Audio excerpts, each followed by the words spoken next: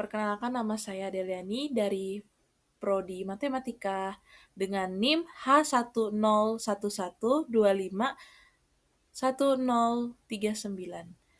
Saya di sini akan mempresentasikan atau membahas tentang reaksi kimia dan mol di mata kuliah Ilmu Sains Dasar. Pertama kali yang harus kita ketahui yaitu reaksi kimia adalah suatu proses di mana satu atau lebih zat diubah menjadi satu atau lebih zat yang berbeda dan menghasilkan senyawa yang baru dengan sifat yang berbeda. Dan mol merupakan satuan pokok untuk besaran jumlah zat dalam sistem satuan internasional yang merujuk pada jumlah partikel elementer seperti atom, molekul, dan ion. Di mol memiliki bilangan Avogadro yang 1 molnya adalah 6,022 kali 10⁻²3. Nah, kita harus mengetahui ciri-ciri reaksi kimia dan mol. Di reaksi kimia memiliki ciri-ciri. Yang pertama, terbentuknya zat baru. Kedua, perubahan. Yang ketiga, timbul gas. Keempat, perubahan suhu. Dan kelima, tidak dapat kembali ke bentuk semula dengan senyawa baru. Mol, di ciri-ciri mol yaitu yang pertama, jumlah zat. Yang kedua, satuan sistem internasional. Yang ketiga, keterkaitan dengan massa.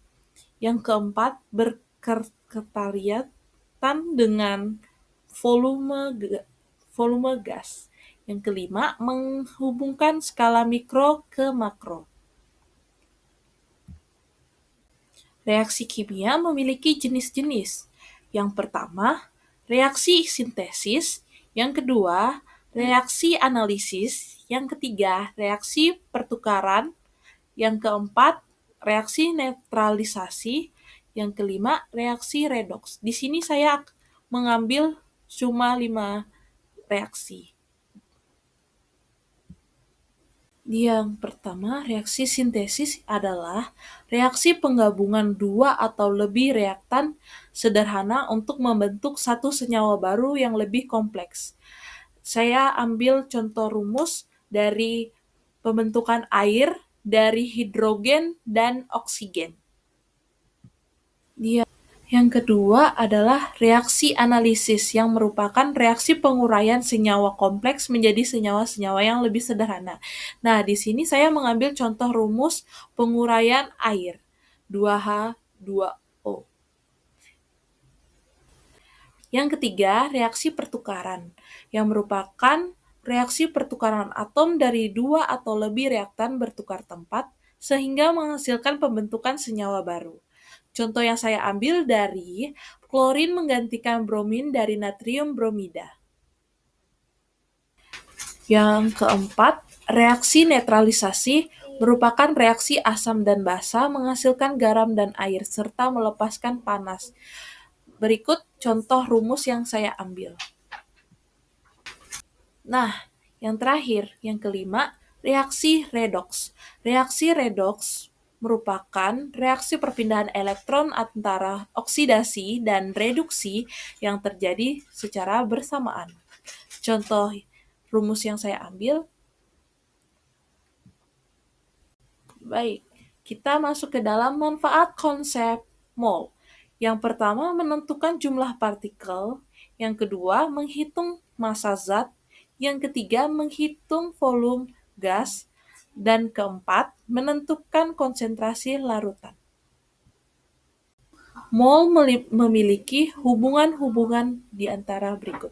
Hubungan mol dan massa, hubungan mol dan volume gas. Yang ketiga, hubungan mol dan molaritas. Yang keempat, hubungan mol dan jumlah partikel.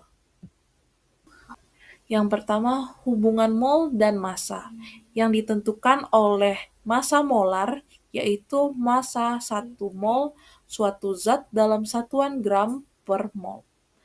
Berikut ini rumus yang saya ambil.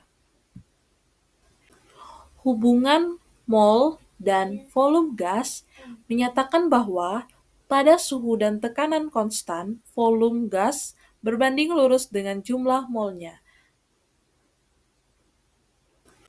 Yang ketiga, hubungan mol dan molaritas yang menentukan jumlah zat dan konsentrasi larutan dibagi dengan volume. Keempat, hubungan mol dan jumlah partikel. Suatu zat yang mengandung sejumlah partikel yang sama dengan bilangan Avogadro, yaitu sekitar 6,02 kali 0,23 partikel. Di reaksi kimia dan mol, terdapat stoikiometri reaksi, yang merupakan perhitungan kuantitatif zat dalam reaksi berdasarkan hukum-hukum kimia. Baik, di slide terakhir di sesi terakhir ini, kita akan membahas contoh soal dan jawaban. Di sini saya mengambil satu soal, hitunglah volume 2 mol gas oksigen apabila diukur pada keadaan standar. Di sini saya menggunakan rumus STP atau volume gas. Yang kita di sini mencari volume gas oksigen VO2 sama dengan N oksigen kali 22,4 liter sama dengan 2 kali 22,4 liter sama dengan dihasilkan 44,8 liter. Dari materi yang saya bahas, reaksi kimia dan mol, di sini kita sudah mengetahui pengertian, ciri-ciri, jenis-jenis dari reaksi kimia dan mol. Sekian dari saya. Terima kasih.